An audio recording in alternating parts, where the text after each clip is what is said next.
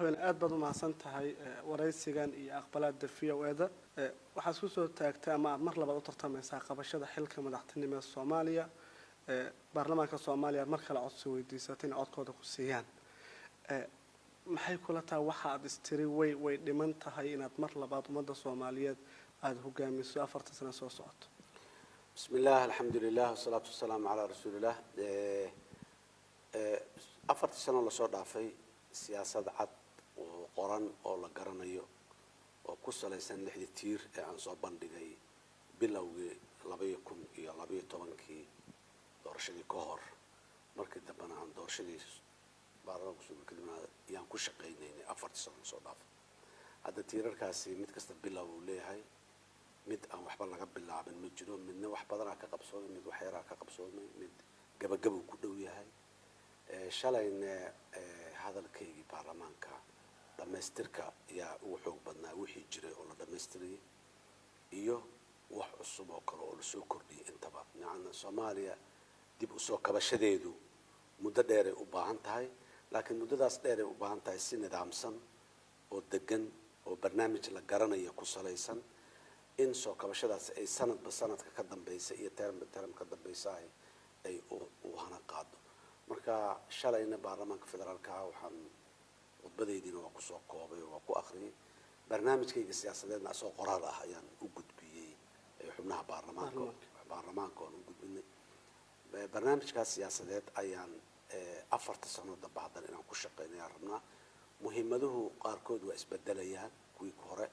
kuwa ahayn yaa soo baxaya kuwii horena muhiimadooda ay weli leeyihiin way socdaan marka anigu 4 sano soo socoto dalka waxaan rabaa maanta meesha uu joogaa meel ka sareyso sidii ku gaari lahaa sidii uu ku gaari lahaayna ra'yigaas aan soo bandhigay oo muxuu ahaay siyaasadda ah waan gartay halku dhigaaga siyaasadeed waa qabyo taa macnaheedu waxba dhiman marka waxyaabaha dhiman is leedahay 1 iyo 2 iyo 3 way tahay maxaa kamid ah qabyo marka la yiraahdo macnaheedu waxa waaye wax la bilaabay wax bilow laga soo bilaabay ma bilow ma qabyo hadaad maqasho waxba la soo qabtay laakiin waxba ka dhiman shalayna khudbadeedii way ku jirtay amniga waxba la soo qabtay waxba ka dhiman soo kabashada dhaqaalaha waxba la soo qabtay waxba ka dhiman adeega bulshada waxba la soo qabtay waxba ka dhiman inahaas ina kala badanba way soconayaan midaal haddaan soo qaado midaal soo qaato kale adeega bulshada kale 2012 talada dalka markaan imaanaynay adeeg bulsho oo sameysnay ma jirin ba dugsiyo dawladdu ay leedahay ma jirin jaamacado dawladdu ay leedahay ma jirin isbitaalada dawladdu ay leedahay ma jirin waxaas oo dhan hadda way jiraan waa bilow meeshii la rabo ma gaarsiisna 3 milyan oo arday Soomaaliyeed ah inay iskuulaadka aadaan ayaa qorshaha u ahaa ما 3 مليون ما نانقارن ما نقدوين ولي لكن ويران ماشي عن إبر كأهيني ما أنت وحبان لنا والله الدكسيان لنا كمنان أرضي عن لنا كمنان معلمين أو بيرول يعني دولة مشاركة قادة لنا وابلو جامعات أو أنجرين جامعات دولة إلى لحية طبعا جامعات أي مجال المشكلة كتير أو متكمله دولة أي لها أنا جرين أما قبل كان madaxweyne 2012 bishii Agoosto sidaan oo ka wareysi ku horeeyay waxaad ii sheegtay inay jireen amniga garsoorka iyo dhaqaalaha dalka in waxyaabo ugu weyn ahaayeen wali garsoorka dalka meesha uu taagay wad u jeedaa waxaana madax ka ah ama maaragtay wax garsoor iyo garsoor baahan amniga dalka meelaha qaar wad arkaysa 4 sano xilkaysa in xarumihii dawladda meelihii ugu weyn dalka ay weerar ekeeyeen dhaliilihii 2012 aad baad media u hadli jirtay wax badan baa ku muuqday laakiin 4 sano maxaa ka hor istaagay suura galay wixii noo muuqday shalay maanta way noo muuqdaan wali oo naga ma qarsoomin laakiin mas'alada oo runtii in aad iyo aad loo xaqiijiyo u baahan waxay tahay war wixii faraha ma gelinay oo wax ma ka qabanay mase shalay markii aan ka hadlaynay ee noo muuqdeen meeshii ay joogeen aan joognaa daatay adeega bulshada waxaan ku tiiri wax aban jirinba oo hadda maanta jira laakiin meeshii aan rabnay 3 milyan oo arday inaan iskuul geeyna ayaa hadafku ma naan gaarin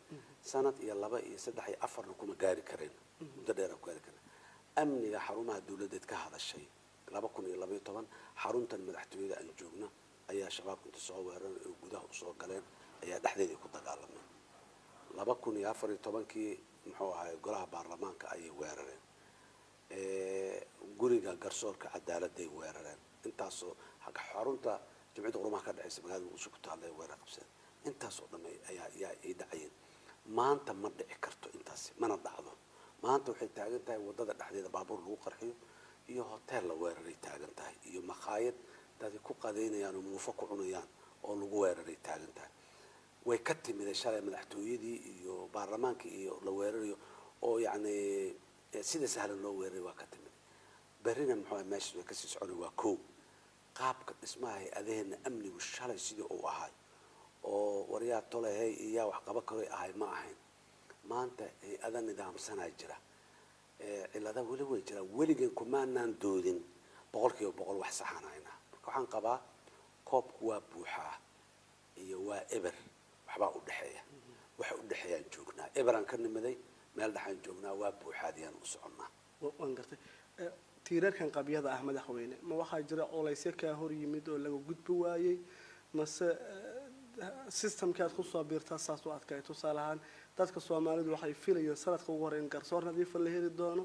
in amniga meesha uu joogo ka sii fogaan doono waxbarashada aad sheegtay in 3 mil la heli doono laakiin bilowgii waad samayseen marka ma waxaa jira wax aan umada u muuqano marka meesha la yimaado ka dhasho dabcan farsamada hawsha dad qofka ku jiraahi iyo qofka banaanka jooga isku mid ma مثلا مثال سوق هذا قرصور كركاش قرصور كوحة أصل وهرت قرصور نوعي ربنا صومالي وحنا فدرال عن نقول نظام فدرالي أو أنا أقول أيان قادرني نظام كفدرالي جاي سيدا قرصور فدرالي اللي هو هليا قرصور كدولة نمذر لنا وحا أصل كا إن هالشيء لوي هاي ولا إسلا أقبل سنيه wax kasto aan la isla aqbalsanayn ee qurux badan ee aniga ila qurxoon ama cid kale la qurxoon inay ka dhaqan galayaan bulshadan ma bulshadan 20 sano ka badan kala irdheysneed daaweyn badan u baahan booga badan leh in la xasiliyo oo la tartiibiyo u baahan waaye nidaam hadana aanan garanaynin waaye aragnimo oo ahayn oo xukunka in la baahiyo oo nidaamka federaalka la qaato dadkii ku heshiiyeen annaguna dadka waxay ku heshiiyaan inaan fulinaana laga rabaa garsoorka kala hadda aad ka hadashay guddi garsoor oo madax bannaan oo dastuurku sheegay in la dhiso u baahan yahay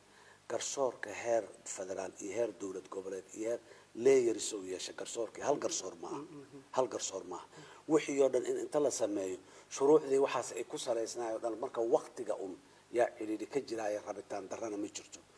waxaan awood darri waa jirtaayo aqoontii iyo dhaqaalihii wax badan naga dhiman laakiin rabitaan xoog laha jiro maanta waxaan maraynaa garsoorkeenu in la qaabeeyay oo hadda wada xaajoodkii dawladda dhexe iyo dawlad goboleedyada sida qaabka garsoorka loo fulinayo meel fiican uu soo gaaray maanta oo la kala qaaday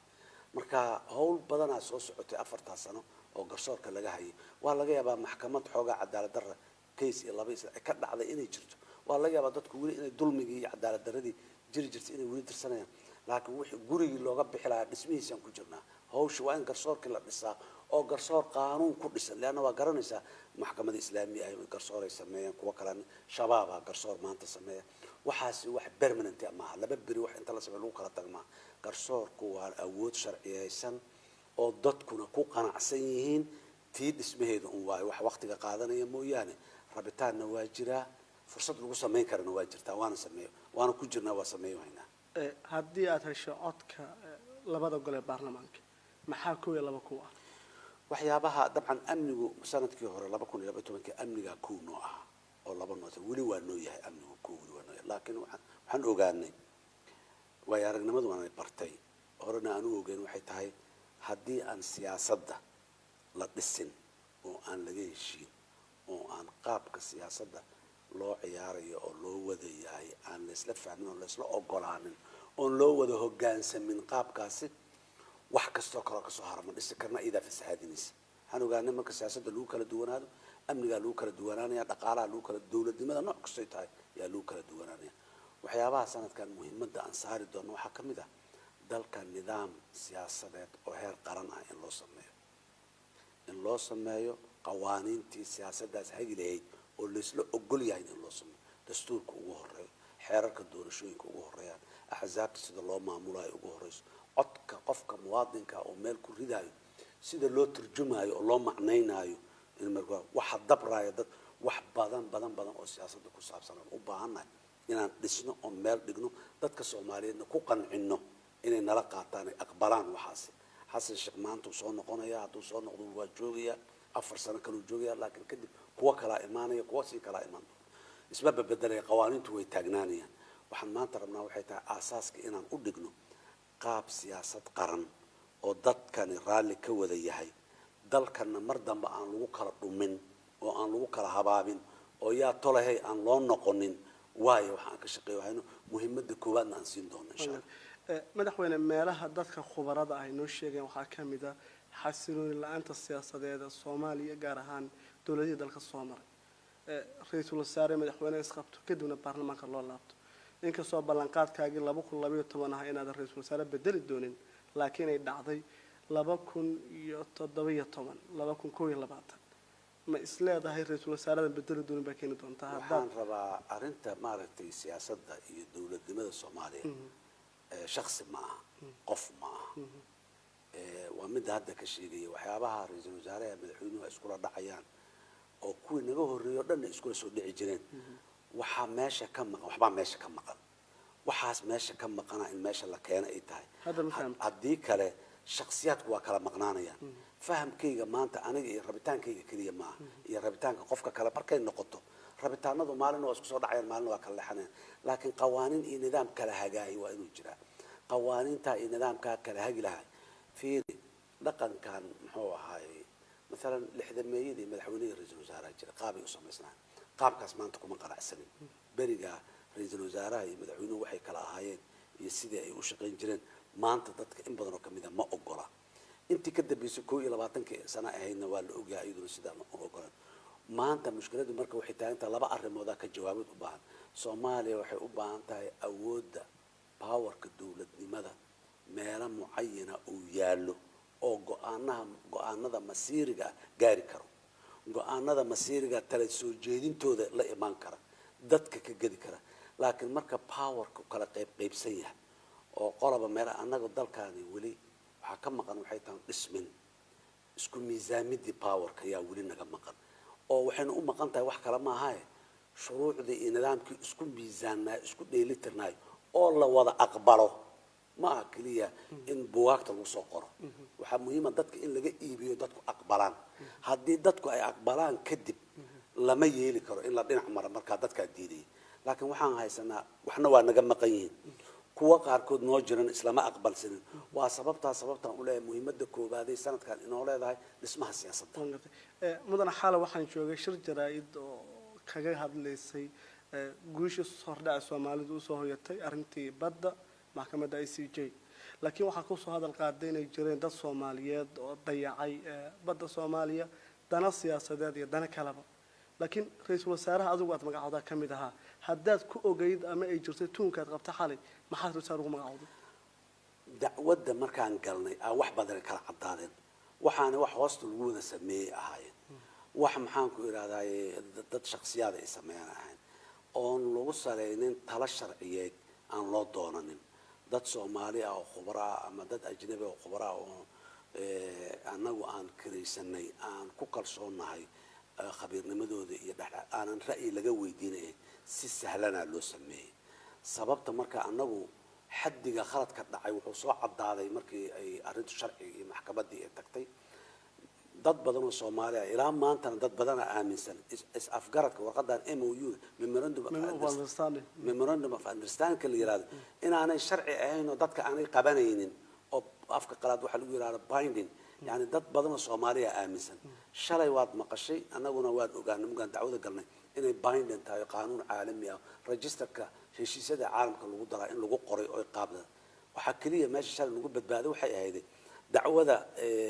anagu meesha aan geynay oo maxkamadan u dacwoonay iyo dawladda Kenya oo qabtay maxkamadaani awood u malaha dacwada memorandum of understanding waa sharci waana jira laakiin dacwada in maxkamadaani gashay kama hor istaagayo shalay meesha aan ku badbaadno waa saas laakiin hadii memorandum of understanding maxkamada lama geey karo shalay lagu qori lahaa maanta maxkamada lama geeyeen marka waa sababta aan u leenahay dad dana gaar ay u galeen dadna waxa afka qalaad negligence lagu yiraahdo dayacaad dayacaad inay ka taxadirin cawaaqibka waxa ay sameynayaan ka dhalanayo ayaa muxuu arrintaas ay ku dhacday haddana weli way taagan tahay taa waa arrinta badda dhulkaan usoo laabana waxaa la yidhaahdaa dawladdaad hogaamiso 4 sano 2 sano ugu dambeysaba ugu daratay dhul badan oo dan guuda in si bilaash lagu bixiyay dadka Soomaaliyeed aad bay u hadlayaan dhulka danta guuda la bixiyay meelaha qaar aad loo hadlayo madaxweyne see ku bixeen dhulku xafiiska madaxweynaha horta dhul ma bixiyo dhulna lagama bixiyo ومحل دولك الدولة ده شرع دالك ده إلى طبعا ده وصريه طبعا شرع دالك institutions على عليه شخص ما عليه هل حفيزنا ما عليه حفيز كم مدحونها مركز دبعت على محسوب جاران وليه شرع جال وجود بهدي ليران إنه دبوا يجيس على الوصل ما عملون ليراه ليه وامد مجال مقدسه شن بقولوا كل dad ku dhow oo baraka ciyaaraha degan mar walba meel inay degaan dadka dhulkan dad ajnabi ah lama siin waxa la isku haystaa dad Soomaaliya qaatay si sharci ku qaateen iyo sifa aan sharci ahayn ku qaateen waxa la ayadana dacwooyinka ugu yimaadeen gudiyaan sameeynay baaritaan dhulka qaarkiis la geliyay wali gudiyadaas qaarna jawaab ay ka keeneen dhulka qaarkii waa la celiyay dhulka qaarkii wali muxuu ahaay baaritaanadii ku socdo khaladaad haday dhacaan nidaamka dawliga dhexdiisa lagu saxayaa waana lagu baarayaa وانا لدبجليا وحي خلطه هذا لكن ده حفيزك مدعوينه متك دولك بحياه اما متك دولك جوجيه ما لكن markii cabash ay timid cabashadii waa adres gareeyay guddiyan usana golaha wasiirada awaamir ka soo saaran ku celiya aniga ka bacdina guddiye farsamo la sameeyo qaarkoodna go'aan ka gaaray qaarna wali ku mashquulsan oo jira marka dhulkaas uu soo laabanaya si walba ahaa hadii sharci darro uu ku baxay wax kasta oo sharci darro ku baxay sharciga waa loo soo celinaya qof laga aqbalaya inay sharci darro wax ku baxaan ma jirto aad baad u maasantahay ugu dambeyn mudan madaxweyne maxaad is leedahay dadka Soomaalidu 4 sano soo socota dawladdaadu haddaad hesho codka labada gole way heli doonaan oo maanta u ballan qaadaysaa dadka Soomaalida de nidaamka dawlad dhisida waa nidaam process oo wada marayo event ama xadath hal mar dhacayo arin hal mar dhacayso maanta waa la isku yimid waa la shirwaa kartay wixii oo dhan waa dhamaadeen la dhaayo ma dadka Soomaalida waxaan u ballan qaadaynaa annaga يعني وحي يعني أساسكي دولة نماذج حوج لأكون اسمه أساس كاس إن دقنوها أنا وحنا هاتم كجرنا وأنكم مش قصنا تذكر الصوماليين سلام الشارع نظام كسياسي دل كان ويانا إن نهجنه on أساس حوج له وأنا لحنين لولانين إن أقول دقنه وقضب تذكر الصوماليين تهديد كنبديد كيكو هيان إن دمسترنا مال في عنو هاتنا مريا إن دمسترنا أداء أمني أو دلك أي كوكل سوينو أمني دتك هاين كرنا أيجنا عن صدق وأبورون سمينه